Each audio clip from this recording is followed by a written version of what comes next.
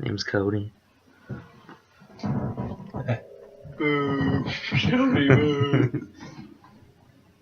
I'm Brenda. Boo, Shelby. And this is Shelby House's amazing speech.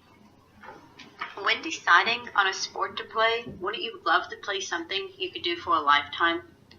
Tennis is just that. The USTA, the United States Tennis Association, has tournaments for 70, 80, and 90-year-old men and women.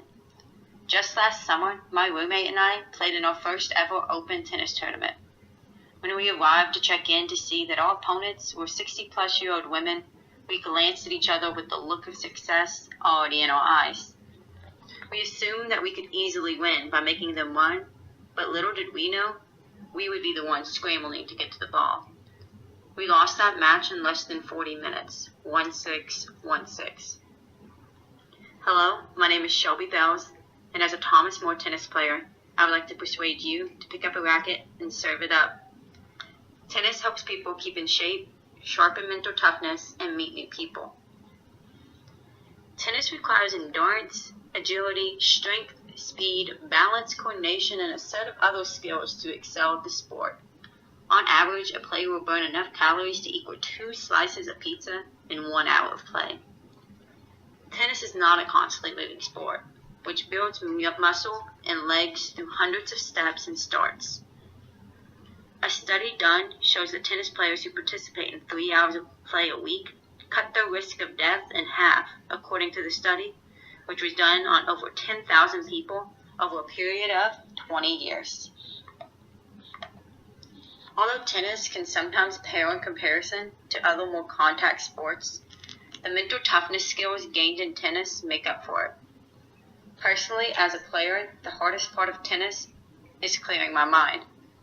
Tennis has taught me to plan and implement strategy, since tennis naturally teaches players how to anticipate an opponent's move while planning a counterattack.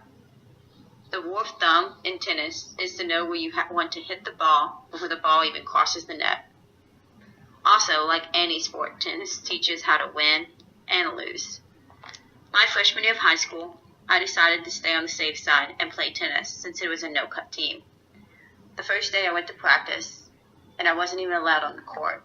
And as the days went on, I was treated more like a water guard than a player. That's when one of the coaches pulled me aside and suggested I take up track instead of tennis. And that's when it hit me. I, Shelby Bells, was getting cut from the no-cut JV tennis team. Since you already know that I am now a part of the Thomas More women's team, you can assume that I did not just stop there. But I would have if it wasn't for the friends I had made during my short first year of tennis.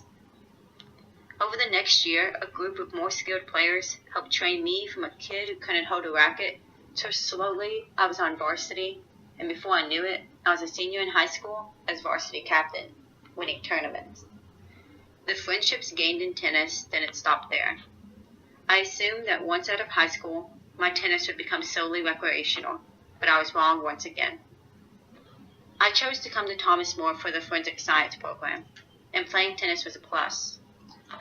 Here I am now, and I am not a forensic student anymore, but I'm still here, and why is that? Moving into college is scary, and I didn't know anyone besides my teammates, and that's a special kind of bond you can only get from playing a sport. How could I leave my new family? If you want to play, getting started is easy.